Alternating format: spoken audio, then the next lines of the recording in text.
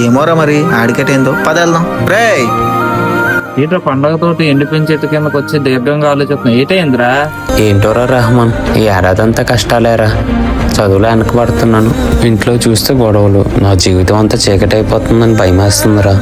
ఏంటో ఈ ఎండిపోయిన చెట్ల నా జీవితం కూడా అయిపోతుందని భయమేస్తుందిరా. ఒరే రాజు, ఈ చెట్టుని చూసి నువ్వు నిరాశపడుతున్నావు కానీ ఒకసారి ఆ కొమ్మల చివరి చూడు, చిన్నగా పచ్చని చిగురు వస్తుంది. అదే ఉగాదంటే.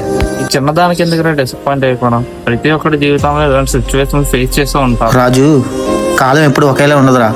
ఆకులు రాలే కాలం వచ్చిందంటే దాని అర్థం చిగురించే కాలం దగ్గరలోనే ఉందని. ఈ ప్రకృతి మనకిచ్చే అతిపెద్ద ధైర్యం ఏంటో తెలుసా?